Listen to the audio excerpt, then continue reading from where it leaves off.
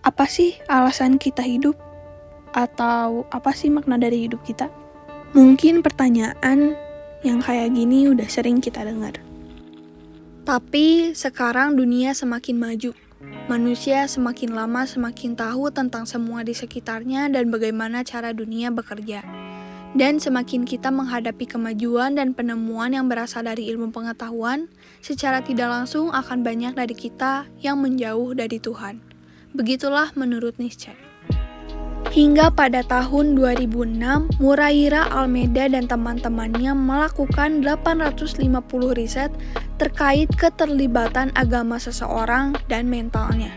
Dan hasilnya, terbukti bahwa orang dengan tingkat religius yang tinggi memiliki keadaan psikologi yang baik, dan kebalikannya, orang dengan tingkat religius yang kurang memiliki psikologi kurang baik. Oke, kita balik lagi ke kata Tuhan. Jadi di video ini sebenarnya kita akan membahas pentingkah kita mengenal Tuhan.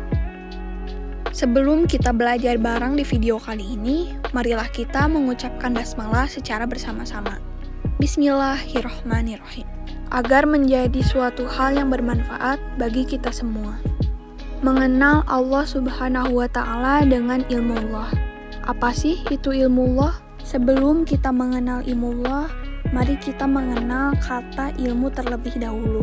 Ilmu berasal dari bahasa Arab, alima ya'lamu ilman, yang artinya mengerti atau benar-benar memahami. Arti dari kata ilmu saja kita sebagai manusia sadar tidak bisa benar-benar memahami sesuatu sampai seutuhnya. Sedangkan ilmu Allah adalah ilmu Allah yang mendahului para ciptaannya. Allah jelas mempunyai tujuan saat menciptakan setiap makhluk hidup. Disinilah ilmu Allah sebagai Al-Khaliq atau Zat yang Maha Menciptakan. Dijelaskan dalam Quran surat Al-Furqan ayat 2 yang bunyinya, yaitu Zat miliknya lah kerajaan langit dan bumi. Dia tidak mempunyai anak dan tidak ada satu sekutu pun dalam kekuasaannya.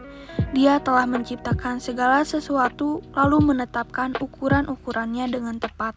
Dan pentingnya kita mengenal Tuhan adalah karena oleh siapa kita diciptakan dan dari manakah kita berasal. Padahal kita manusia sebelumnya tidak diciptakan sama sekali atau tidak berwujud sama sekali seperti yang disebutkan dalam Quran surah Maryam ayat 67. Lalu Allah sebagai Al-Alim atau Sang Maha Mengetahui. Dijelaskan dalam Quran surat Al-An'am ayat 59 yang artinya perlu digarisbawahi, Dia mengetahui apa yang ada di darat dan di laut, tidak ada sehelai daun pun yang gugur yang tidak diketahuinya. Dan ilmu Allah ini akan disampaikan atau terasa oleh kita melalui dua jalur. Yang pertama, jalur formal atau khusus dan jalur non-formal atau umum. Dan berikut adalah surah-surah yang mendukung jalur khusus.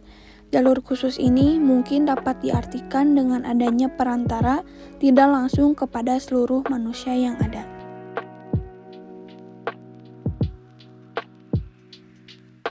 Dan berikut untuk jalur non-formal atau umum. Dan kesimpulannya adalah adapun manusia terbatas pengetahuannya, dan ia punya pengetahuan apabila Allah telah memberinya. Dialah yang mengajarkan manusia dengan kolam apa yang manusia tidak mengetahuinya.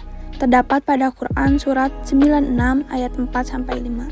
Karena itu tidak pantaslah kita sebagai manusia mengikuti selain hanya mengikuti ilmunya. Maha benar Allah dengan segala firman-Nya.